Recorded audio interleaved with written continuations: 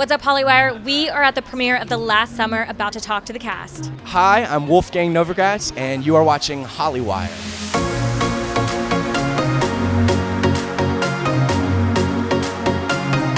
Okay, so tell me about your role in this film. My part. So I play the part of Foster, and I'm best friends with Alec, who's played by Jacob Lattimore. And at the start of the summer, because everybody's kind of got an objective or a mission for the summer, Foster makes a hookup list with the hottest girls in the area, and he is trying desperately to cross every girl off that list.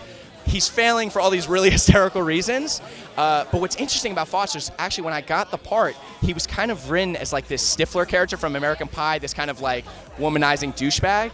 And I just thought to myself, like, we've seen that character in so many movies, like, how can we make him more interesting, more three-dimensional? And I came up with, the reason that, he comes up with this hookup list is because he's a virgin and he's trying to up his chances to get laid before college because he's desperate. Put all of them on there, hopefully one stays. Totally, and we just came up with, because there was a line in the movie that says, I bodybuild, and I'm like, what guy bodybuilds in high school? So I came up with, he used to be really overweight and insecure about that, and now he's reinventing himself for the summer, like losing a bunch of weight and trying all these things, and hopefully he's not exactly likable because he does some bad things, but you understand him a little more. So what do you like about him?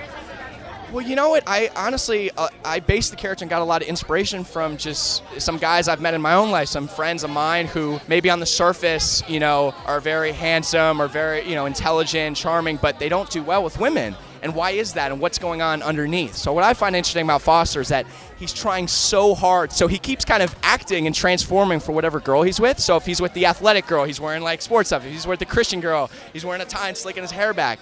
And at the end of the day, he kind of figures out like, it's really hard, but just like to be yourself, Right. So it's hard though. So what was it like filming with this cast? There's some amazing people working on it. Really? Meh. I've heard of a couple. So we filmed most of it in Cleveland, Chicago, and I had never been to Cleveland before. And Jacob Lattimore, who plays my best friend in the movie, we had a whole day before our first day of filming together, so we spent the whole day exploring Cleveland. We read through all our scenes together and really just kind of got to know each other. He lives in Atlanta, my mom's from Georgia. I used to be a fan of his music, and I've always had mad respect for him as an actor, so it was really kind of effortless. And then KJ, we actually share an agent, funny enough, and we would like go to the gym together, and like we went to the Indians baseball game, and like we went to Cedar Point. Norman Johnson, who plays Mace in the movie, me, Norman, and Jacob went to Cedar Point, which is the biggest amusement park in the Midwest.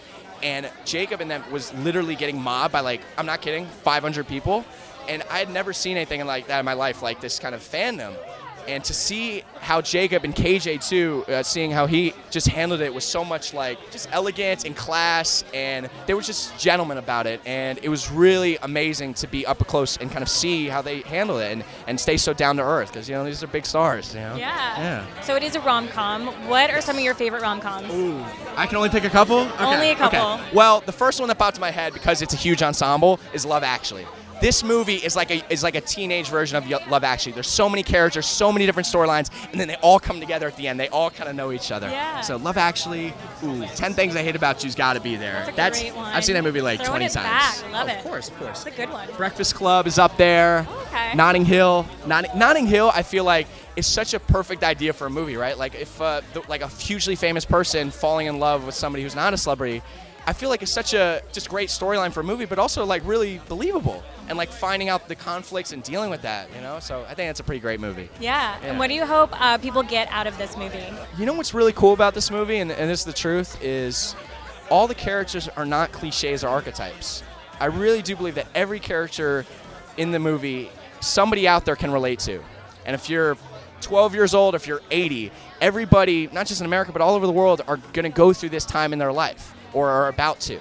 And I really feel it does an amazing job of capturing this moment in everyone's life that is all universally relatable to. Yeah.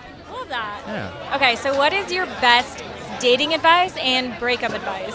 Breakup advice. Both of them in this film, so okay. now I'm throwing it best on you. dating advice.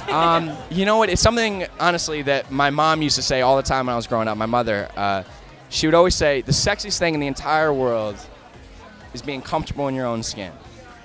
And you can feel it whenever you meet somebody, man, woman, whoever. Somebody who's like, I know who I am. I hope you like me. If you don't, I know who I am. I'm not going to change to make you like me. Breakup advice, I think at the end of the day, not just with dating relationships, but all relationships, the hardest thing is honesty and communication. with your siblings, with your parents, with your friends.